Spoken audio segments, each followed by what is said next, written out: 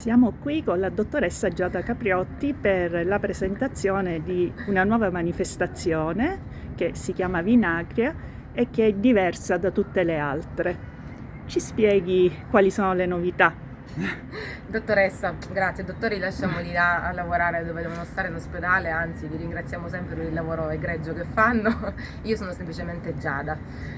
Manifestazione diversa, sì, sicuramente lo è, non è migliore e peggiore di nessuno, però ha dei suoi tratti specifici che sono un po' quelli che riguardano me, il mio socio Silvano Serenari e tutti noi che ci abbiamo messo il cuore, poi la testa e tutto il resto per la realizzazione di questa manifestazione, che vuole essere all'insegna della ribellione, quella ribellione positiva, no? Che un po' rompe gli schemi con quello che magari sono le tendenze attuali, che per carità sacrosanta la celebrazione del vino e degli oli, ma andare a scavare più a fondo ogni tanto, portare sulle criticità, cercare anche un dialogo diverso che sia più attivo, meno edulcorato, semplice, un linguaggio chiaro per comunicare il vino e l'olio, soprattutto a chi questi prodotti, queste eccellenze siciliane le consuma.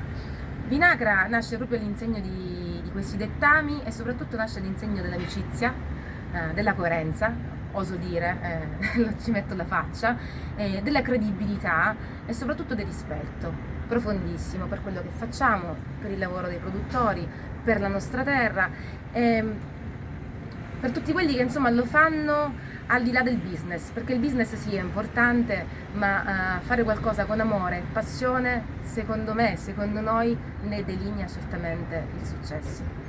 Benissimo, quindi una manifestazione fondata su dei valori, cosa importante. Assolutamente. Una manifestazione da vivere, non ci resta che ricordare le date. Ricordiamo le date, intanto volevo ricordare che con mia enorme gratitudine hanno aderito quasi 70 produttori da tutta la Sicilia.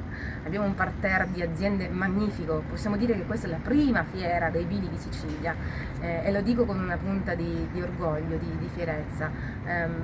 Ricordiamo le date, sabato 14 apriremo i banchi d'assaggio il pomeriggio dalle 16 alle 20:30, ma dalla mattina saremo attivi con gli eventi culturali dalle 11 perché vino e cultura. La domenica tutto il giorno, sempre banchi e tante masterclass tematiche e lunedì i banchi saranno riservati, come è giusto che sia, una giornata agli operatori del settore Horeca. Le masterclass rimangono sempre aperte a tutti.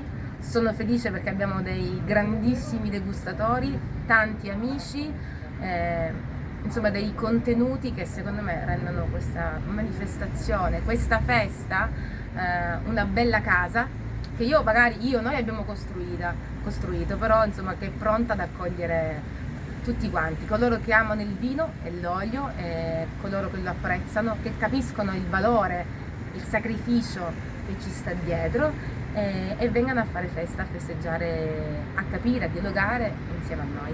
Benissimo, non ci resta che vivere il tutto con gioia. Grazie Giada, mille, grazie. grazie.